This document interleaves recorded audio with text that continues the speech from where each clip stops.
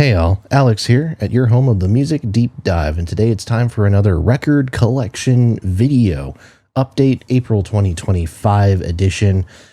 We have a few very interesting finds in my stash here, so we're not going to waste any more time. Let's get right on into it.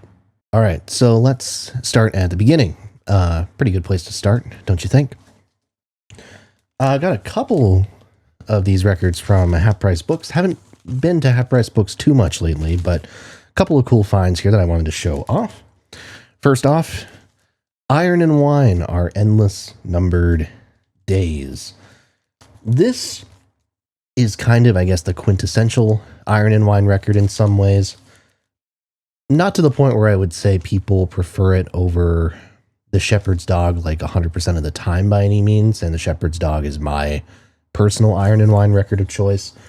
But I think this is the one that has maybe the most tracks that have replay value. It's the one that I think generally is the highest rated on most sites.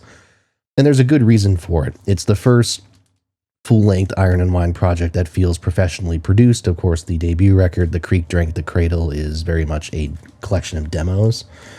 And yeah, there's a bunch of amazing songs here, like Naked As We Came, Sunset Soon, Teeth in the Grass. Fever Dream is amazing. Passing Afternoon.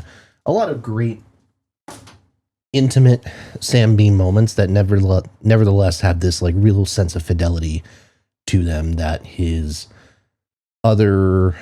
some of his other records don't have. Or if they do have it, I think maybe they lack the crispness of this songwriting, thinking about like his 2010 stuff, for instance. I do want to do an Iron and Wine / Sam Beam video one day. So I'll talk about the discography a little bit more kind of once we get to that point. But Our Endless Number Days, superb record. One I've been like thinking about buying a number of times over the years, like literally a record that I have actually picked up and held in my hands at record stores, but never actually went through with purchasing. So really glad to finally have that one now. And then we have another kind of indie darling who's going to come up a few times in this list. I only had one Father John Misty record going into this, which was his most recent record, Mahash Mashana. But this one I found used for a pretty good price. Pure Comedy from 2017. Again, a very controversial record in many ways. Of course, this is a 2 LP set. A controversial record, one that not everybody is enraptured with per se, but I have a lot of time for this. I have a lot of time for Father John Misty in general. And of course, if you haven't checked out the full-length video that I've done on him, please do so. That video digs into the Jay Tillman stuff, which not a lot of people take the time to explore, but I think there's a lot of interesting stuff there. And yeah, ever since that time, I've still been consistently spinning his records, with a lot of regularity. And Pure Comedy, maybe not one of the most frequently spun ones, because I think that's the one that is the least built for casual listening. It's very dense, a lot of longer songs, a lot of politically and socially charged songs, but again, from the very unique and individualistic perspective of Josh Tillman. But yeah, just excellent stuff. Phenomenal arrangements. Record sounds great. And again, really happy to own that one on vinyl. Okay. Couple of cool finds here as well. This is from a different Half Price Books that I went to. And both of these, well, this one was on clearance. The other one, yeah, that one was also on clearance. They were doing a little bit of a blowout, I guess you could say, at this Half Price. So a couple of cool records that I got. This one maybe debatably so, but I already had this record on vinyl, but this is, as people will find out eventually, one of my favorite Elton John records. And that won't make any sense when you realize what it is. 1992's The One. And if you're going to ask me why this is one of my favorite Elton John records, I'm probably just going to shrug my shoulders and say I don't really know. It's just a record that I gravitated towards when I was first getting into Elton. I really gravitated towards his 90s stuff in particular. Keep in mind, I knew like most of the 70s hits already, so I had that context going in. But I gravitated towards this and towards Made in England as well from 95.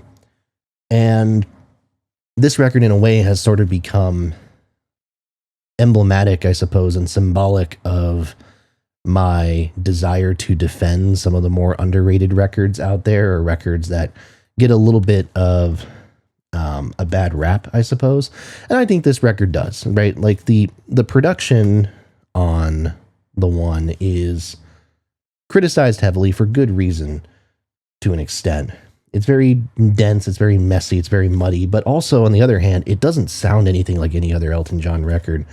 And when you pair that with the just kind of angry and weighty subject matter that he's throwing around, like Elton John is not happy, and he's not really pretending to be happy on this record. And that's not something you see a whole lot from him, or from a lot of major pop stars of that era. So it's cool in that sense. And I don't know, I gravitate towards the songs very strongly on there. And I think it's super underrated. And the other version of the one that I own is actually like an original pressing from 92. So this is the repressing that they did a couple years ago. Happy to have that one. I still need to pick up the new Elton John record with Brandi Carlile, Who Believes in Angels. I'm going to withhold my comments on that record because I do want to do a video on Elton John in the not too distant future, because he's going to be an easy one for me to talk about because I know his discography very well. But I do want to get that record just for the sake of being a completist overall. But the one, there you go. This one, I think, will excite people a little bit more. Again, this was also on clearance, and it's in pretty rough shape.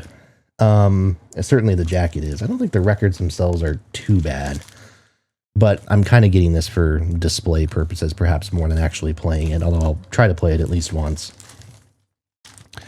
And this is the White Album, and if you can see that, we'll try to get it to focus there as best we can. This is numbered. This is actually a second pressing of the White Album, from what I understand. It actually says in this little note here that this is a Jacksonville pressing. And yeah, so this is a second pressing from 68. So it's not one of those super rare valuable ones, right? But this is still original. It has the raised lettering on the front. It has the serial number on the bottom right, which for the record, mine is 0693740, if you're keeping track at home. Stereo pressing as well. Yeah. White Album's awesome. I don't need to say much more about it. It's a perfect record for me, pretty much. And I owned one of the 2009 repressings or whatever. That's kind of the version of the White Album that I had in my collection. And what's funny is there was a first pressing in a store that I used to go to in a western suburb of Minneapolis that no longer exists anywhere. It's called Tonka Tunes, and it's called Tonka Tunes because it's basically off of Lake Minnetonka.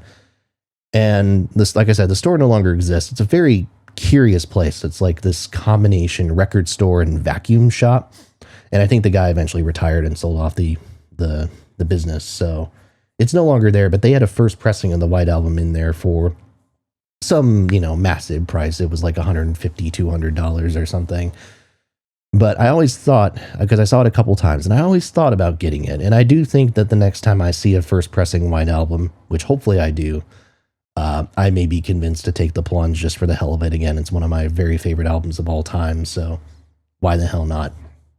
But yeah, second pressing White Album with the serial number for $20, I think I paid for it. Yeah, easy decision. So a couple of records that I got this month, I pre-ordered ahead of time because I was convinced that I would enjoy them. And I did enjoy this record, although not as much as some of her other ones. Lucy Dacus, Forever Is a Feeling. And on liquid gold colored LP here. This includes a signed insert as well, which is pretty cool. Yeah, I love Lucy Dacus. Possibly my favorite of the Boy Genius songwriters. The new Torres record just came out the day that I'm recording this. I haven't checked that one out yet, but I will at some point. And her last two records are awesome. Historian is phenomenal. Home Video is terrific. And this one I thought was really good to potentially great, but I think maybe, and this is, I know a lot of people have this critique of this record where it feels a little bit too personal in the sense that it doesn't feel like people can empathize with it, I suppose. It is very specifically songs that are talking about Dacus and her current relationship, which of course we now know is with Julian Baker. But in doing that, it loses a little bit of kind of the universal sort of adrift nature and perceptive nature, keenly perceptive nature of her previous records. So I get that. I do hear that, and I think that is part of what I struggle with a little bit.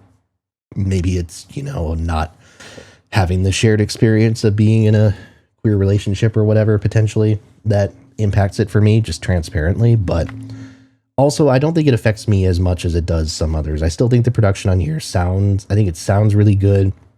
A little bit more sheen than your typical Dacus record, but I think it works okay. And the songs, I think, are actually beautiful. I think there's very much a humor, a very touching quality to it. Again, yeah, it's very specific to her situation, to the point where the lyrics get a little bit, dare I say, Swiftian at points. But I think she's more tethered to reality than someone like Taylor Swift is. And I think that translates pretty effectively. So I don't know. I would not call that record a disappointment by any means. I still think it's excellent, but just maybe a step below the last two from my standpoint, personally. Okay, so this is an interesting segue because I bought several records from a record store down in Mankato a couple weeks ago, and that's because my friend and I actually went down to Mankato to see Bob Dylan, the one and only Bob Dylan, when he played at Mankato on Friday, April 4th. Great show. I'm not going to go into too much detail about reviewing the concert, but I don't know if I thought the selection of songs was as strong as the Somerset show that I saw, but I think there was a little bit more poignance with this one. I've sat with Rough and Rowdy Ways as a record a lot in the last few years.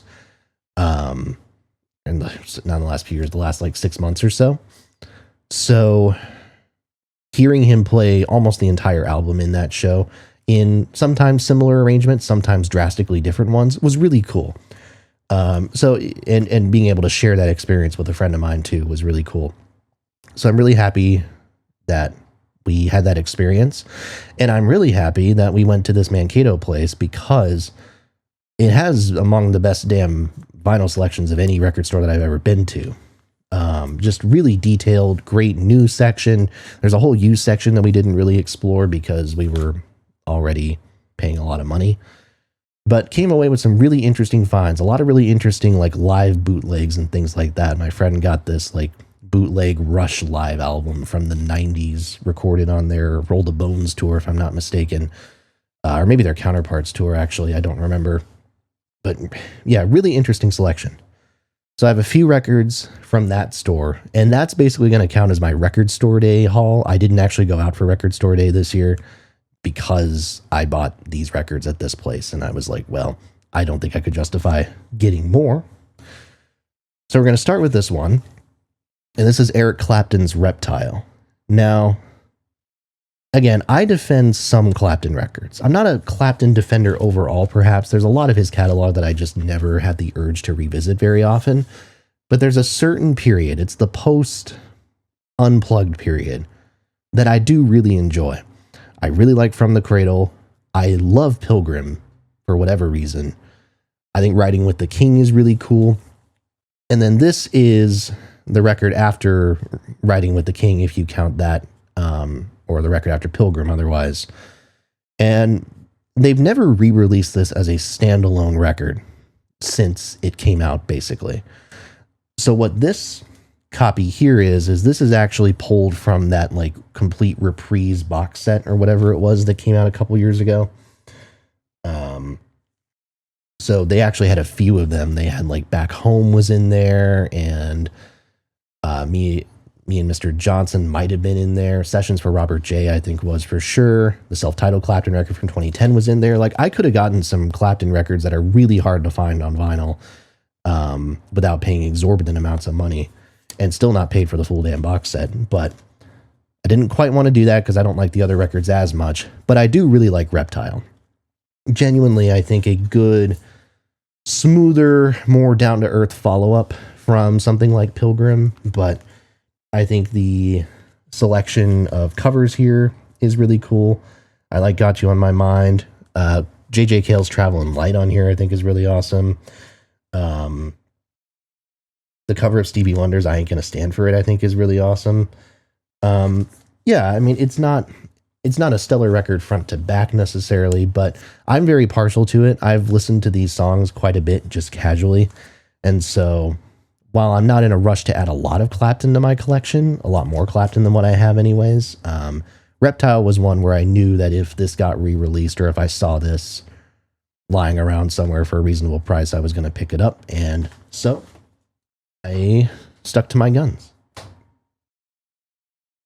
Okay. Try to kind of reorganize these here.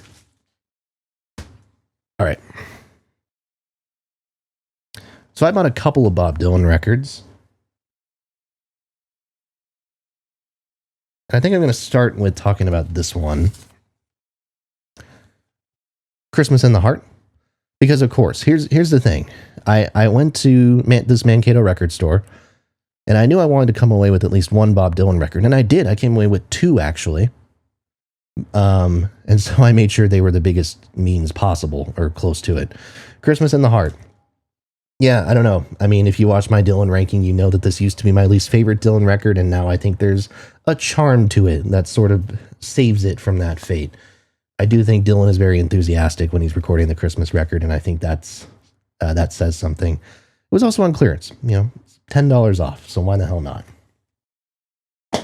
So, I don't have too much more to add. Again, if you haven't seen the Bob Dylan video already, you can go ahead and check that out for my full thoughts on the record, but cool to have it.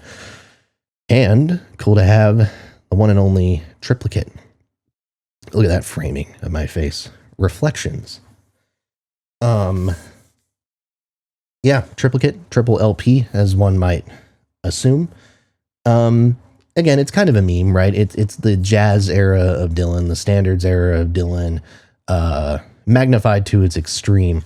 But I think it's quite well done. The arrangements certainly are great here. And yeah, it's not maybe as tight of a record as like Shadows in the Night is, because I had Shadows in the Night a little bit higher than it in my Dylan ranking, but take the best stuff off of Triplicate, make a single LP record out of it, and I think it's the best of the three standards records, certainly, and potentially would have a very high spot in my Dylan ranking. But yeah, I think there's a charm to hearing him do these old songs that he clearly knows like the back of his hand. And, I think especially on this record, you don't hear the Sinatra devotion quite as obviously as on something like Shadows in the Night. And I think him going for this more anonymous crooner approach works in his favor. I think his music benefits from that a little bit. So, yeah, Triplicate, excellent stuff. Really happy to finally own that one. Okay, I said we would have some more Father John Misty representation, and we continue that trend with I Love You, Honey Bear. Terrific album. This is the one that I've probably been playing the most in the last couple months or so. Just such a beautiful album in so many ways. Beautiful, sardonic, right? I mean, this is not beauty without a little bit of edge, a little bit of comedy to it. But that comedy is pure. It is very much coming from a place of just, love, devotion, fuck everybody else in the process, right? That's the whole ethos of the title track. And yeah, I think it's ornate, it's beautiful, it takes everything that Fear Fun does and improves on it as far as I'm concerned. And the core songwriting is Yeah, I mean, just absolutely superb. I mean, he's already, again, he developed so much as a songwriter in the Jay Tillman years, which you really hear. But at this point, he is firing off on all cylinders. I'm super excited. But it's super cool to listen to, and I say I'm super excited because I'm actually going to be seeing him live on this Mahash Mashana tour in October, which I'm over the moon about that. Really excited to hear him at, again, possibly the top of his game right now, certainly. And I know he plays several songs from this record, so really happy to own that. This is another album that's been on my want list, and it's actually representative of an artist that I will be seeing very soon here, Paul Simon, The Rhythm of the Saints. This is kind of seen as the follow-up to Graceland, like not even the disappointing follow-up to Graceland, but this record lives in the former's shadow. And that's a bit unfortunate, I think, because I do think this record has a very different sound. I think people like to group them together because they are both examples of Paul Simon's quote-unquote ethnic records, his quote-unquote world music records. And that's fine, but they're taking inspiration from two very different parts of the world, right? And it's been a minute since I've heard the album in full, but I love the usage of percussion on here. I love how, these songs still have a pop veneer, but I think maybe at times a little less obviously than Graceland does. Like, the moments that Graceland has that are like, big chart hits, like You Can Call Me Al or whatever, like still feel very connected to what Paul Simon was doing in the 70s. And this record feels a little bit more obviously experimental at times. Or at least it wants to step away from that world a little bit. And I like when Paul Simon does that. That's the reason why I like records like Stranger to Stranger, for instance. I recently heard Seven Psalms. I actually just heard that literally today for the first time. And that's another example where I think he steps away from traditional structures a lot, and I think it works. So, yeah, excellent record. Can't Run, but probably my favorite song on there. I just love the usage of percussion on that thing. So happy to finally own that record on vinyl. I've been looking for it for a long time. And continuing onward, another one of the clearance records that I got, Fleet Foxes, A Very Lonely Solstice. This is the live record that they did in 2020. Yeah, I think the very end of 2020 was when this was recorded. This is just Robin Pecknold. I mean, again, Robin Pecknold, Fleet Foxes, kind of synonymous, two sides of the same coin, whatever. At this point, again, Fleet Foxes is really Robin Pecknold with the touring band, so it doesn't really matter.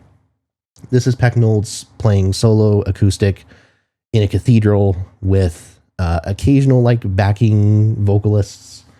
But for the most part, this is just him. And I love the intimacy of it.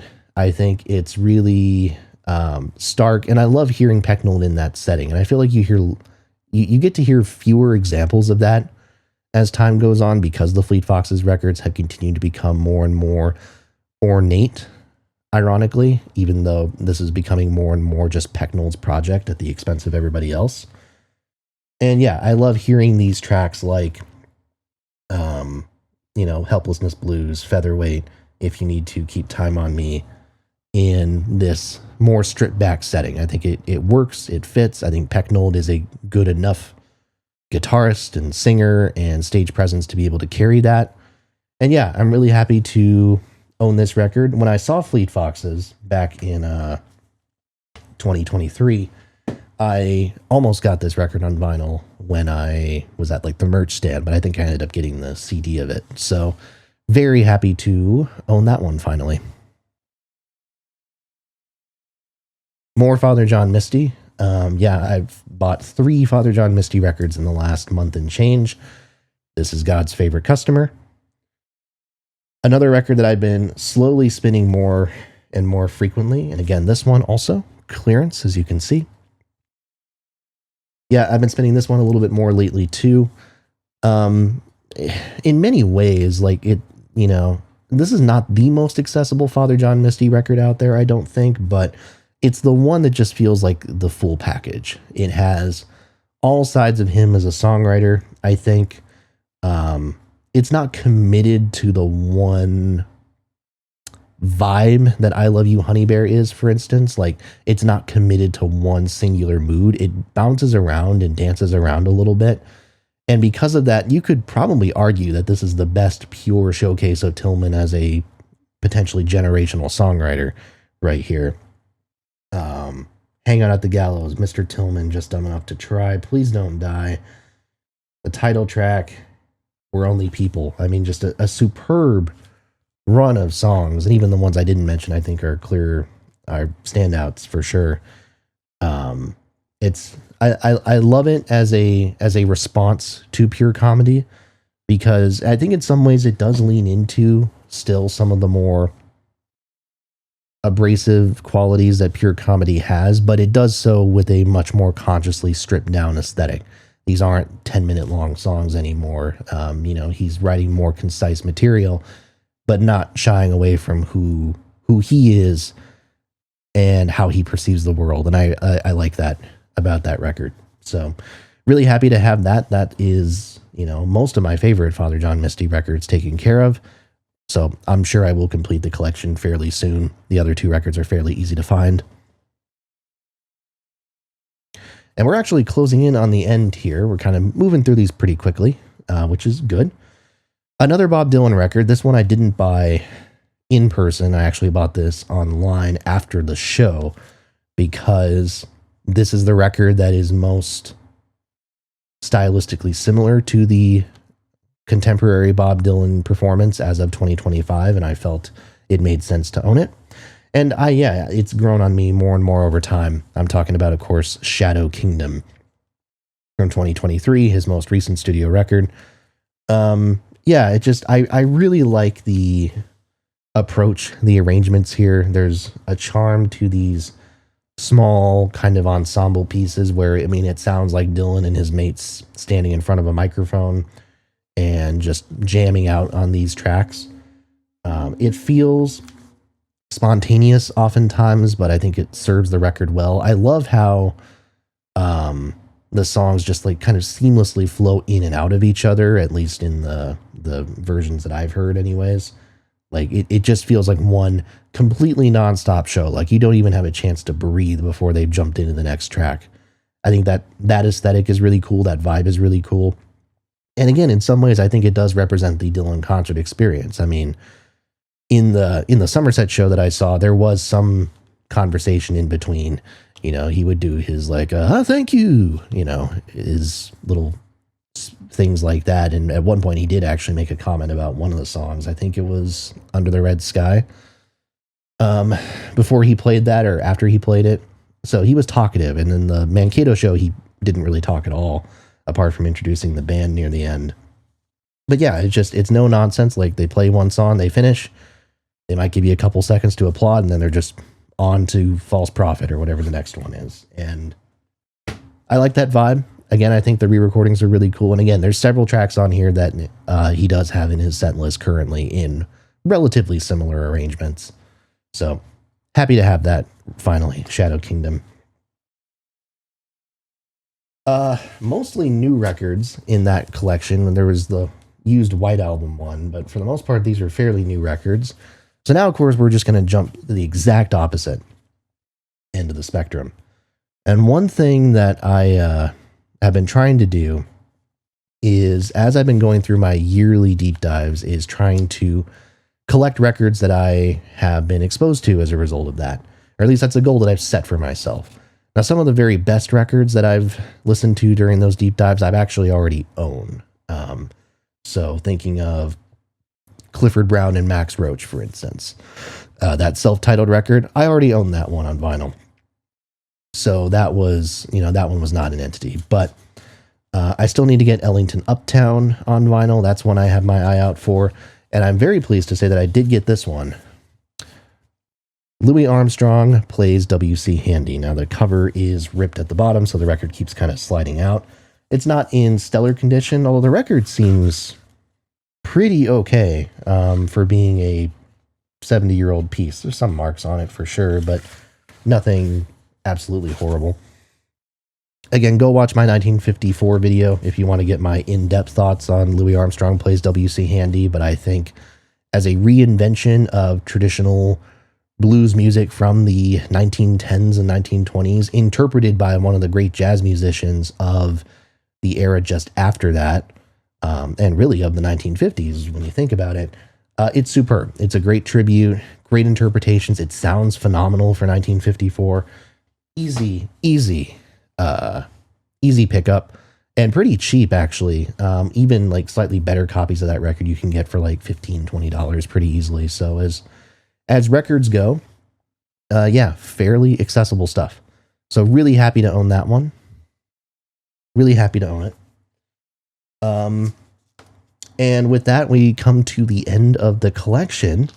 One last record, and of course, you can probably guess what it is. I've saved the best for last, and by the best, I mean maybe not the best, but the one that I got most recently, for obvious reasons.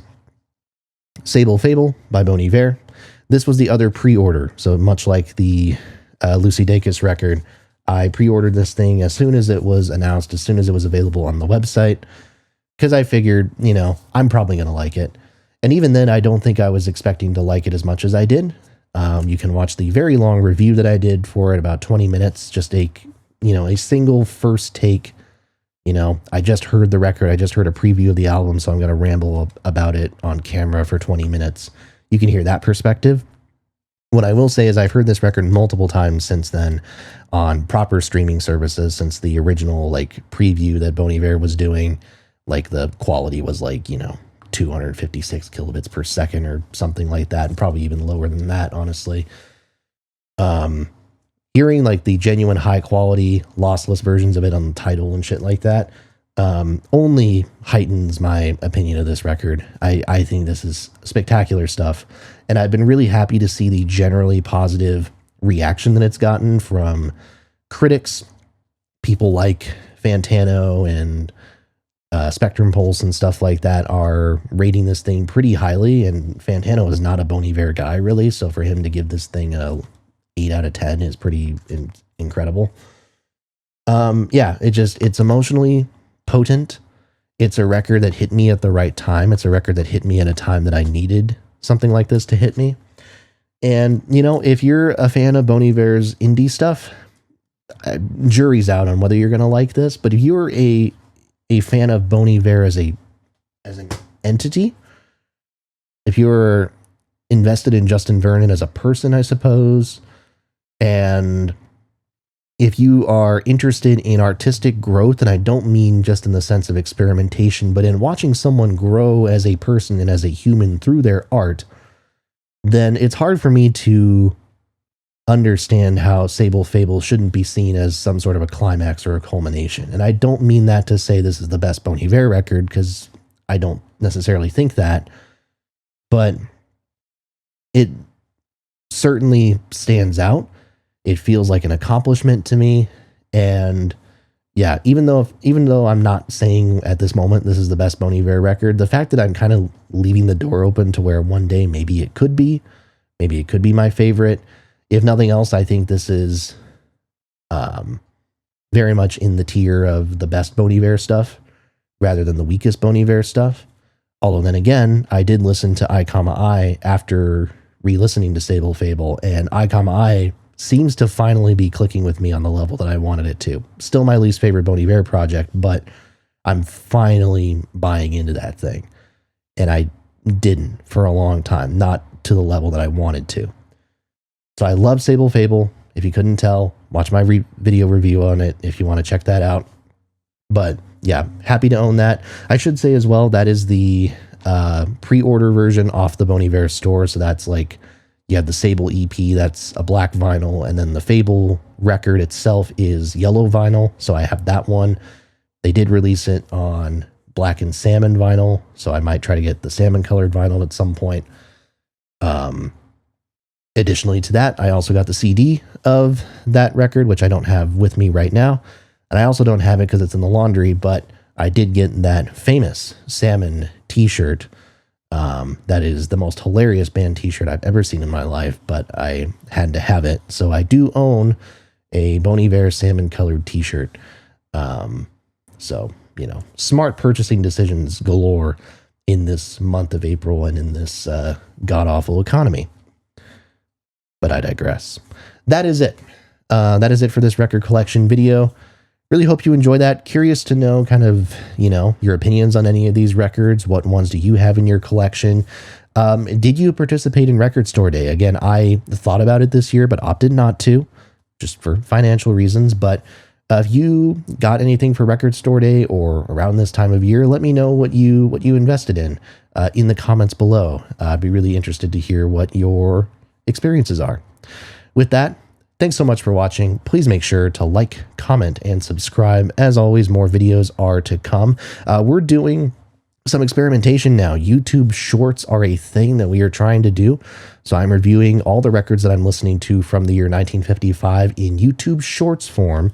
You can also follow me on Instagram, and I'm doing the TikTok thing again, trying to try to get earlier access to most of those reels. I try to drop them a little bit earlier on those socials so that you can get a little preview if you're so inclined. But yeah, check those out. Check the rest of the channel out. And again, make sure to hit that bell for notifications. Tell a friend as well. Word of mouth means a lot. So spreading the word, really appreciate it. Thanks a lot for watching. And with that, I will see you next time right here at your home of the Music Deep Dive.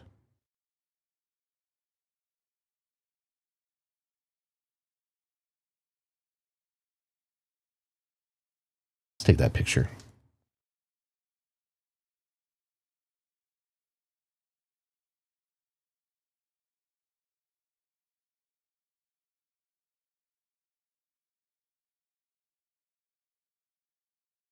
Excellent.